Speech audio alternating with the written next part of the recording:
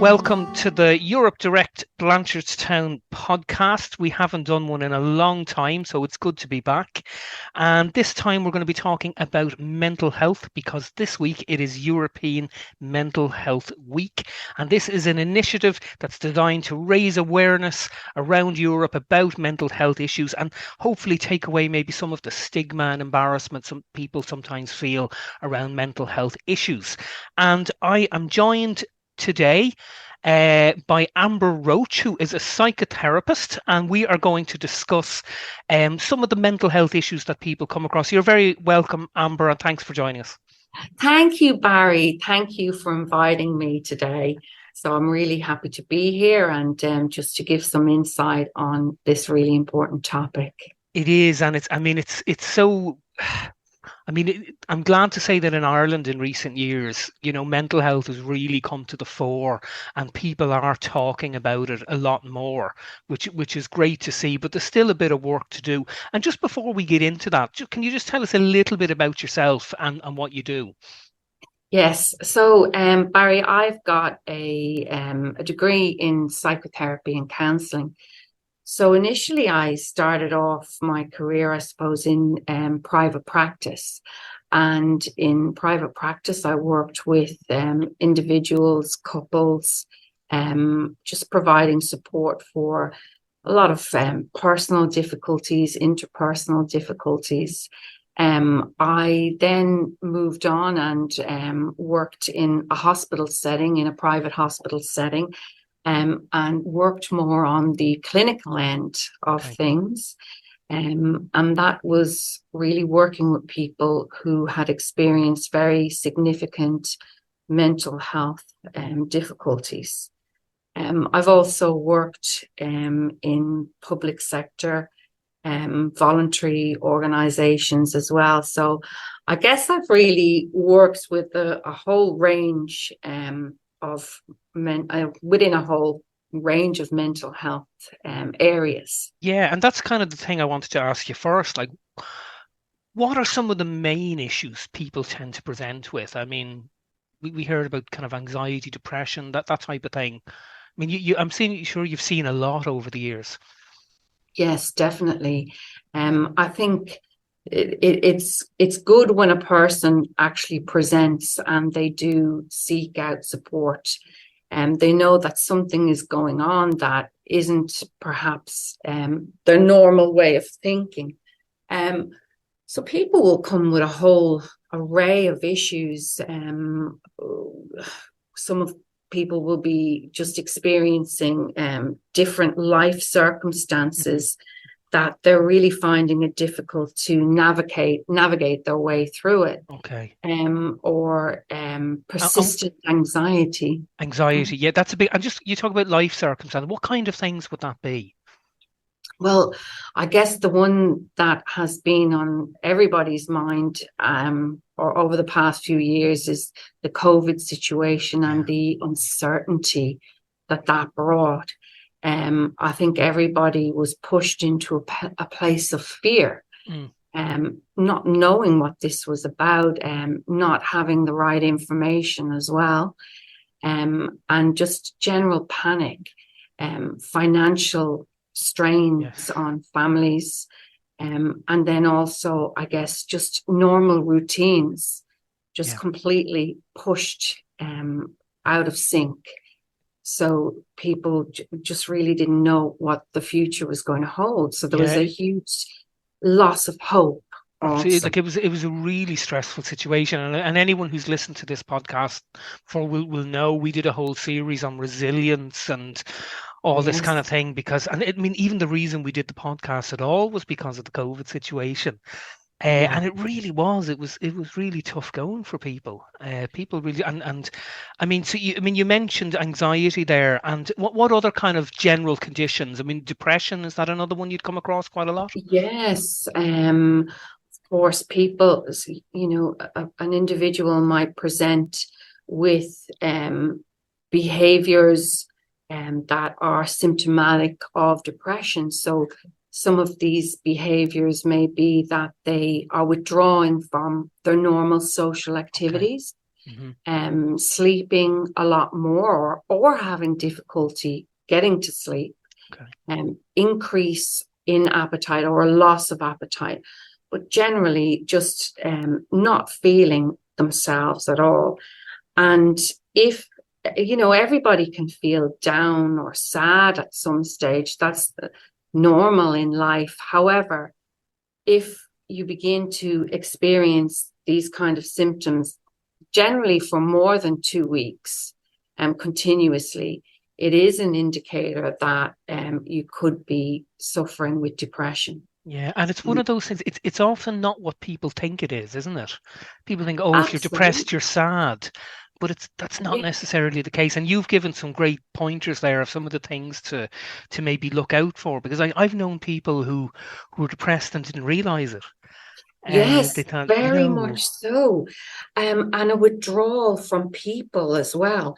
Just interacting with people can just become too daunting and too tiresome. So wanting to just isolate, not finding any joy in life anymore, and a sense of hopelessness. Yeah. And that's such a difficulty. It really is. Being in that place or seeing a loved one in that place, it's very, very difficult. Definitely. And I think everyone who's listening or to this, I mean, have either maybe suffered from that themselves or definitely know at least one person who's suffering from depression. Yeah. I mean, it's, I don't know the full statistics, but I mean, I know a huge amount of people will experience it at some point in their life. Yes, of course. And then also we can experience depression, which we would call situational depression. Yeah. So it could be the loss of a loved one. So grief, depression that can come with that, or the breakup of a relationship, that can really set off a person to spiral downwards. And it's understanding what's normal and what's not normal. Of course. And I mean the two things you mentioned there are two things that probably most people have experienced at some point in their life. So it's it's something we may all encounter at some point. But I just want to move on from that. So we've kind of discussed depression, and I think you gave us a good insight there of what it is, and particularly what it's not, because like I said, it's one of those really misunderstood things. But the other one you mentioned earlier was anxiety as well. And I mean, we're coming into exam season now in Ireland, and I see a lot of our students coming in, and I'd imagine a lot of them are suffering from anxiety, probably situational anxiety as well. But is anxiety another thing you'd come across quite frequently? Yes, absolutely. And with anxiety, you've given the example of, people preparing for exams, and anxiety can be good because it fires us up. It gets us going. And that's where, that's normal. You'll feel anxious before you have an interview, let's say, all of that. But when anxiety gets out of control, and we can really experience that in our body as well.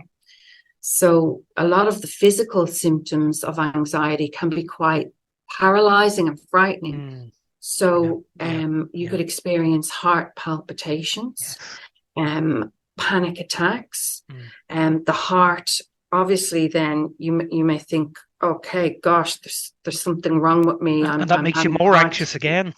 Yeah, of course. Yeah. And then, you can start to really worry and obsess about your health. So there's health anxiety then as well, which can be an offset of generalized anxiety disorder. And that's can I just stay on that one? You mentioned being anxious for an exam or something like that. And then you said generalized anxiety disorder. What is that exactly? Okay. So generalized anxiety disorder, or GAD, it's when you feel anxious and worried most of the time, and the worries are intense, they're persistent, they interfere with your everyday life. So you might find yourself worrying about work, about health, family, financial issues. So you just feel worried most of the time, not just in a stressful time, such as an exam or doing your driving test. So that's where it's more severe. And are there times where you might be anxious and not even know why? Yes, of course. Yeah. And then we can start to look for things or look into things too deeply, thinking, oh, it's that's what's causing me anxiety, and not actually sitting with it and trying to work out what is it that's actually going on, and what are the facts about this situation. And it's interesting that you mentioned earlier some of the physical symptoms of it. And I'm somebody who suffered from anxiety, like so many. And I remember having a sensation in my chest. And as you said, it was quite worrying. And it was only when I began to look up certain things, and this word kept on popping up all the time, anxiety, everywhere. Yes, And that's when I decided, right, I should do something about this. And we'll go into that later. There are ways out of these things. So absolutely. it's looking out Yes. for those signs, and they can be physical, Mhm. they can be mental. There's one other, Yeah. we've mentioned kind of depression, we've mentioned anxiety, and one that I think every one of us is intimately familiar with, especially in the times we live in, is stress. And Yes. tell us a little bit about stress and some of the signs of that. Okay. So stress, as you said, Barry, it's something we all experience at some stage of our lives, and we can experience persistent stress, which can then lead on to anxiety, and anxiety to depression. Mhm. Okay, so stress, it affects our emotions, our body, how we behave, and it affects people in many different ways. But again, it's interesting the physical symptoms as well. So again, that can manifest as difficulty breathing, Mm. panic attacks, sleep problems, and also blurred vision, or Well, sometimes the eye might kind of jump a little bit, or if you feel like your eye is fluttering. right. And also stomach problems, so Mm. maybe indigestion, um, constipation or diarrhea. Also for women, changes to the menstrual cycle, Right. um, fatigue, Yeah. Yeah. muscle aches and pains. So it really, really affects the body. Also maybe a rash, Right. an unexplained rash over the body. Mm. And often, your first port of call should be your doctor. Right. And if the doctor rules out anything um, medical, or any kind of, a Hmm. viral Hmm. thing or anything like that, then it can be your mental health. Yeah. So, but again, like that, Barry, we often don't associate it That's what I was going to with, say. because Yeah. we're just responding. We're in this persistent fight or flight, Mm. um, which is our body's way of coping with stress. So we're just constantly in that mode, and our body is producing a lot of stress hormones, Hmm. such as cortisol Yeah. and Yeah. adrenaline, and they are not healthy for the body. Yeah, I mean, you need a small amount of them, I think, A but small is when it amount, goes over the absolutely. top. And what I'm Yeah, really getting from you here, which is really, I suppose, might be eye-opening to a lot of people, is the link between that kind of the mental health and physical health. That there's a big huge time. link between the two of them. Yes, there is. There's a huge link. And also, when our body is producing too many stress hormones and Hmm. chemicals, Hmm. it depletes our immune system. Yeah. So often people will find, they've been really stressed all year. They go on their 2 week holiday, Mm. and, they come down with cold sores or a cold or something, because the body has a chance to rest, and that's the immune system has been just depleted. Yeah. Another thing with stress also is that we can, and particularly with women, put on a lot of weight when Okay. we are stressed. Mm-hmm. Because when adrenaline makes the body store fat, Right. and also lack of sleep, again, we're Mm-hmm. producing too much cortisol, Yeah. which can result in our metabolism slowing down and an inability to lose weight. Right. And often when when people have children, Mm-hmm. for example, they may experience postnatal depression, Yeah. but Yeah. also they may find that they're not losing baby weight as quick Mm-hmm. because they're not sleeping. Yeah. Yeah. So the body just isn't metabolizing things the way it should I be. mean, yeah, what I'm really getting from this, I mean, it's all just so connected, isn't it? I mean, and Yes. again, I think it's, I mean, we've had visitors into the library speaking about this before. One in particular called Mark O'Donovan, and we'll hopefully have him back soon. And he was stunned when he was told, "Oh, you're suffering from stress." He said, "No, Mm. no, I'm not." And it was only when he kind of sat back and thought about it, um, he said, "Yeah, God, I was. I really was." And he Absolutely. told some incredible stories to some of the audience we've had about this. A brilliant guy, really down to earth, great practical examples. And Mm. yeah, and I think, would men in particular be reluctant to admit to being stressed, or is would it be equal Yes. across the board? I think men are more reluctant um, to identify themselves as having any kind of mental health Mm, difficulty, yeah, and also not acknowledging when they're stressed or not recognizing and understanding the symptoms.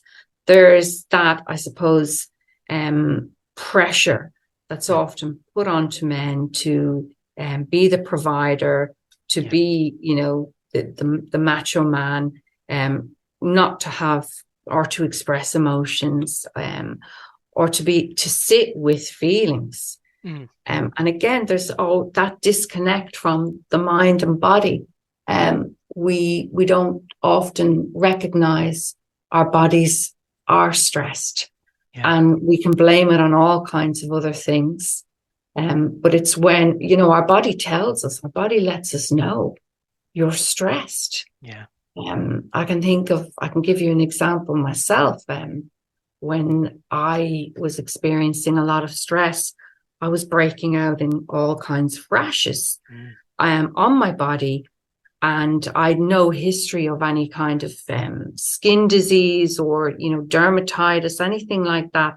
I couldn't understand it, yeah, um, and then I realized it was stress. right, So it was almost like a histamine type of response I was having mm, to the stress that was going on. But I didn't have time to actually sit with myself. mm, I didn't have time. So there was just a disconnect yeah. on automatic pilot, as a lot of us are That's nowadays. yeah, we really are, because I mean, We we're all are. so busy, and it's interesting Oh, what you so busy. said about the.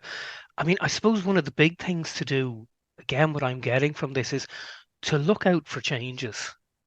Look out for Absolutely, what's Barry. has some, Yes. and it's interesting with the rash. I've experienced that too, and I remember Mm. not having a clue where Yeah. this was coming from. It wasn't painful, it wasn't itchy, nothing like that. It was just Mhm. there, and I was this is What bizarre. is What this? is this? Why? Another time, I think my temperature shot through the roof. No other explanation, no Yeah. sickness with it, just that, and it was purely related to stress and anxiety. Yes, of So course. looking out for different things. What's Different something, things. and maybe you might notice it in other people as well. Yes, of course. I will notice, with my own daughter, she will have a lot of gastrointestinal Yeah. reactions when she's Yes. stressed. So, she's coming up to exam time at the moment, and Okay. she, complained that her stomach is quite sick. Oh, did I eat something? This, that, and the other. but it's down to stress. Yeah. And also there's a big link between IBS, irritable bowel syndrome, and stress as well. I think that the gut and the belly can tell us so much, can't they? They seem to be very connected to everything. They are. There's a big link between the gut and the brain. Yeah. So often our gut health affects our brain, and how we process information, and also the levels of stress hormones that we're producing. So it's really important that we keep a healthy gut, right, and healthy brain. That's great. And we're going to go into more detail on that side of things in the next podcast. But that's really, I mean, I've said it a few times now, but what's really getting to me here, or it's getting through to me, is that mental health isn't just about your brain. It affects the whole body. And it's often those changes in the body that might signal to us that maybe something's not quite right, or we need to act, or we might be struggling in some way. And I think we've all been there. We've all felt the stomach feeling not great. And I think the other places we sometimes feel it is the back and the neck. I think they seem to be areas the neck, the shoulders. We can feel tensed, like knotted up. So we all hold stress in different areas of the body. And like that, for me, it's the neck, the shoulders. That's when I know as well. Yeah. And then also the skin. And the skin is the biggest organism of the body. Yeah, can tell us so much. And I mean, so we've spoken about some of the main issues that people come across. And I think depression, anxiety, and stress seem to be really the big three. I mean, there's plenty of other things, but they seem to, I would imagine, take up a huge proportion. And they often overlap as well, I would say. Yes, they do. They absolutely do. And when, let's say, stress is untreated or untended to, again, that can change into something more serious, and anxiety can develop. And again, then that can turn into depression. But I guess another thing to look at when we talk about depression is, if we look at disorders that are genetic as well. So again, depression can be environmental. So for example, if you've experienced trauma, emotional harm, or substance abuse, they can be causes for depression. But again, psychological disorders can run in families. Yes. For example, bipolar disorder, schizophrenia, they can be in families. And again, if there can be predisposing factors to that. If in a family there is a history of mental health disorders, and we're talking about the more serious end here. So, as I said, bipolar disorder or schizophrenia, there can be a predisposition then, a genetic predisposition. Right. There are certain situations then that can expose the person more to develop these type of conditions. So, for example, if taking smoking cannabis. Yeah. There's been a lot of studies where that a person can then go on to have a psychotic episode, or they've taken any kind of hallucinogenics. Right. So then that can develop then into a full-blown schizophrenia. Wow. So just people have to be careful. Yeah, and the likes of even anxiety and depression, is there a genetic element to them? Or can there be? Or do we know yet? Well, often we can look at it from a nurture-nature point of view. Yeah. So a child that was brought up, let's say, in an anxious household, they may have a tendency to be more anxious. And also it's how they've observed the family or their primary caregiver handling anxious situations. Yeah. So they, in a sense, can mirror that, or they haven't been taught the tools or been given the tools to handle a stressful situation in a healthy way. Yeah. And unfortunately, many of the parents themselves didn't have the tools either. So it's very No, difficult, you know, absolutely. you know. And we can all look back on our family's history, let's say, and we can pinpoint certain things, or we can see how stress was handled in the family, or even how mental health generally was handled. There, unfortunately, there might have been the stories around a member of the family, the aunt who took to the bed, Yeah, yeah. or things like that, and it was really sad. Or the person, oh, she suffered with her nerves, things like Yes. that. Yeah, yeah. Um, and how people handled it. And I guess, people might have handled their emotions with alcohol, Yes. which was, the easy thing and to do back in the day. And people didn't understand the harm that it was causing. Yeah, Um, and absolutely to themselves and others. And in the yes, next session, the next talk we're going to have in the podcast, we'll talk about maybe some of the more healthy coping strategies we can yes, use to deal with these kind of things. But I mean, you were talking about, I mean, families dealing with stress and parents. I mean, we're living in quite a stressful time at the moment, like yes. across Europe. I mean, we have a war on our doorstep. And in Mm, Ireland, we're seeing refugees coming in with, I mean, harrowing stories, yes. really awful things. Obviously, that's putting pressure on services in Ireland.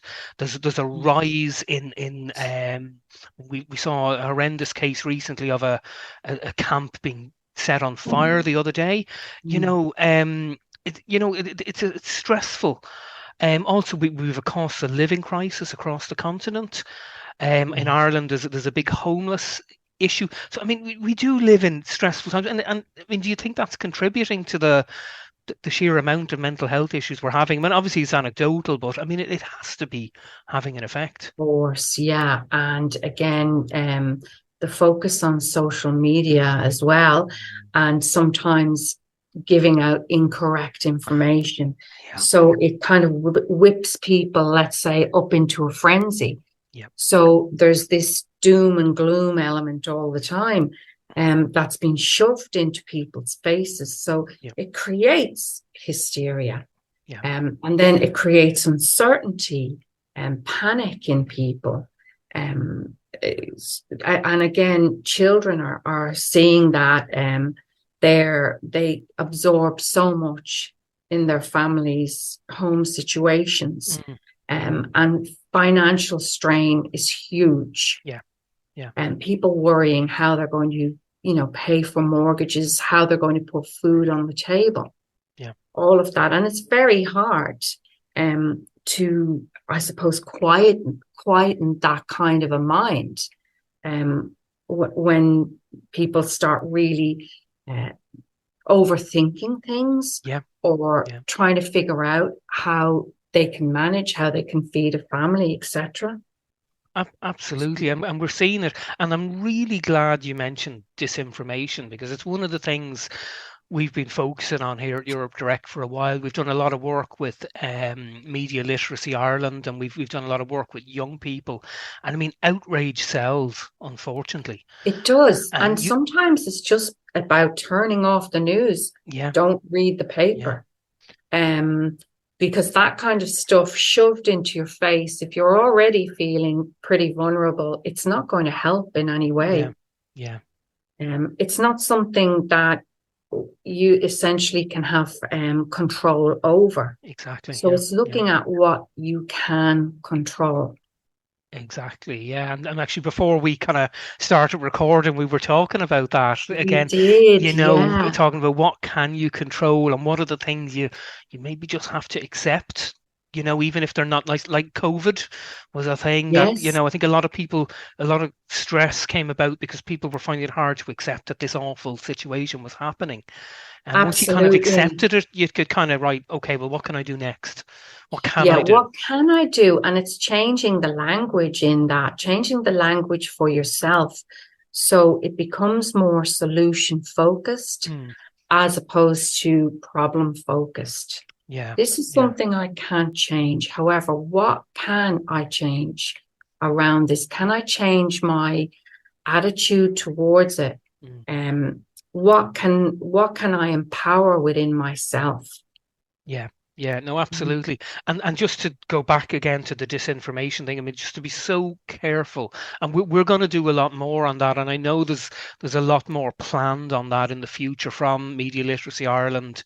There's Ricardo de Silva there and Eileen Cullity who do great work on that, and we hope to have them back at Europe Direct and Blanchardstown Library to maybe do more workshops because, I mean, often we see these articles and Mhm. I mean, often they're just fake. They're just false, and they're designed to get people wound up and outraged. And the more you look at this, the more they get served up to you with algorithms on social media. So if you look Yes, at of one or course. two, you're going to see more of them. And that's the point I want to get to. Social media itself is a big thing. I mean, 20 years ago, it wasn't a thing. Now we're Yeah. we're so connected, aren't we? Oh, yeah, Everything. absolutely. Comparing ourselves all the time. So, looking at stuff and then feeling less of a person. Yeah. If I don't look like this or I don't have this, that Yeah. means I'm a failure. Yes. So it results in all kinds of, I suppose, negative thoughts in people, and particularly in the younger generation, Yeah. who are constantly comparing themselves to, Instagram or whatever is out there, Well, TikTok, all yeah. of that. But And it's that's not real. exactly. I mean, they often say Instagram and TikTok, they're people's highlight reels. It's They not their are, everyday, and often it's exactly. massively exaggerated. And there's filters, and you see it. The people, I've often seen some of these accounts where they show kind of what they show on Instagram, and then the reality, Oh, and yeah, it's of often not course. quite so exciting as you It's might not, think. but yeah, people don't want to show the difficult parts of their day or the days when they just can't get out of bed. That's it. And again, there are people who unfortunately have taken their own life, people that we never would have Yeah, suspected, yeah, yeah, who on the frontage led, maybe glamorous, wonderful lives, exciting lives, but behind it, there was a lot of pain and sadness. yeah. So often what we see is not the real story. It's a fantasy of Yeah. what people want to portray and create. That's it. And it's important to remember that as well when you're It scrolling through these is, things and seeing, oh, that person looks like they have a wonderful life or they have, you know yeah, what I mean? again, it's just a snapshot. The Yeah, reality can be very different. that's So, it. there's a saying, comparison steals our joy. Yeah, And it really does. yeah, absolutely. Well, I mean, the last kind of point I want to talk about is, and we kind of touched on it a little bit, and I mentioned it in my introduction.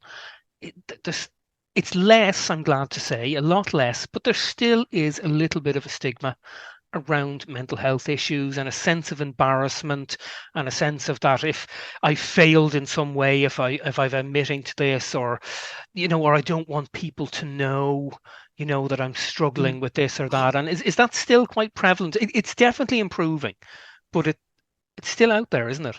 It is, it definitely is, Barry. And I see it particularly among uh, migrants. Um, Really? yes, where um, mental health is something that's not discussed at all. Okay. It's quite hidden. Right. And there can be huge shame for that population, particularly if, they're not successful at finding work Hmm. Hmm. or students that come over to study and they're not doing so good. So huge shame around that. But I think for everybody, when we talk about our mental health, in a sense, it's exposing ourselves, and we don't like to feel vulnerable. So it's about feeling safe when we do talk about that. And I think the one good thing, I guess, about social media at the moment is that there is a lot of emphasis on mental health, and people are putting themselves out there and talking about it.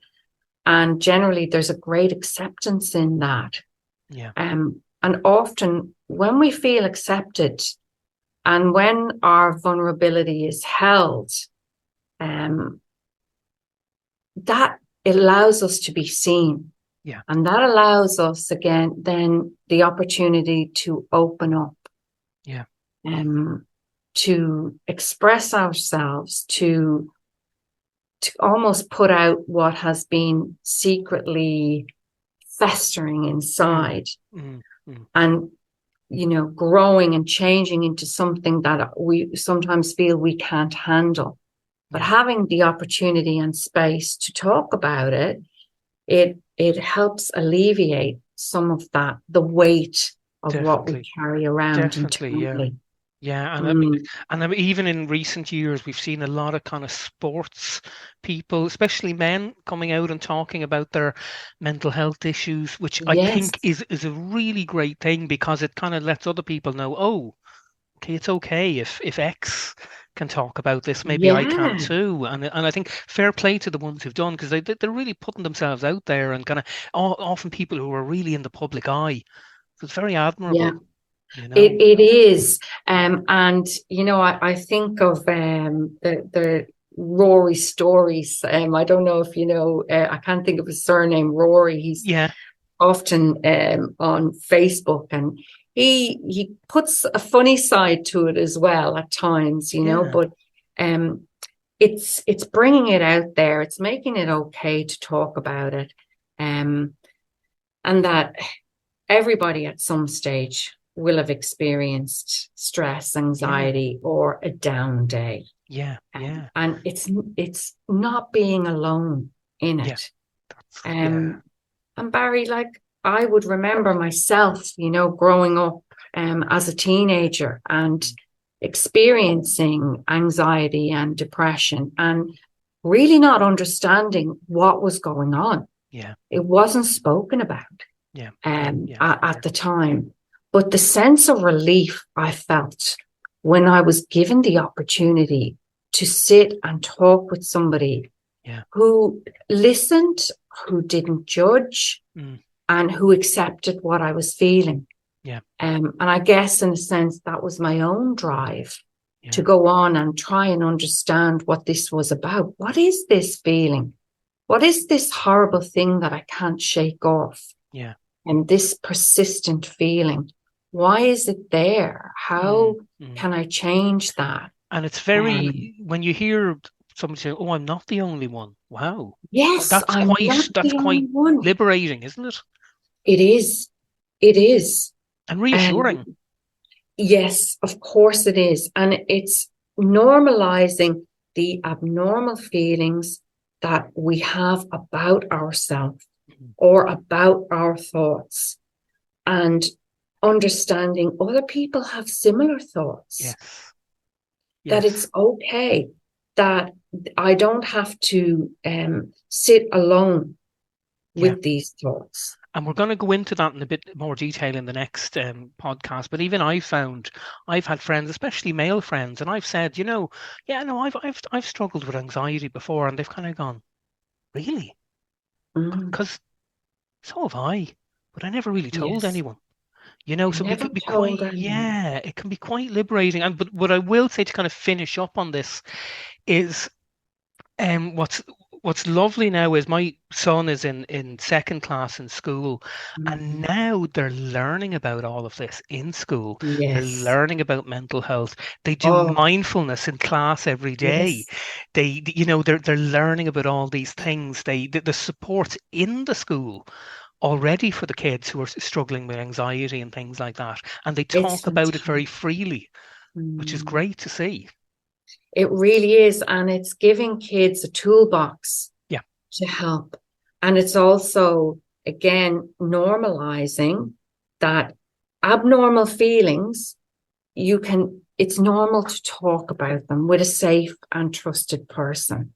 And that life doesn't always have to be about this.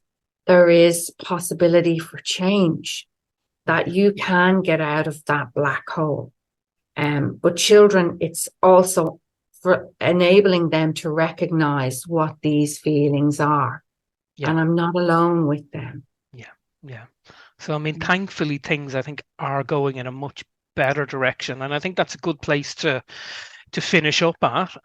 In the next podcast, so this one we've kind of spoken about what the issues are, what are some of the main mental health issues people come across, some of the ways of recognizing it, and some of those ways were really eye-opening to me, and I'm sure they will be to others. So, in the next podcast, we're going to talk about maybe some of the things we can do day to day to help our own mental health. And this is things that can benefit everybody. It doesn't matter whether you're are suffering from anxiety or stress or depression or not.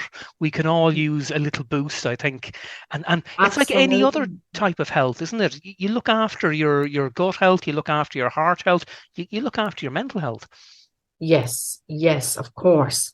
And I'm with you on that, Barry, that it's so refreshing that now we can talk about it openly.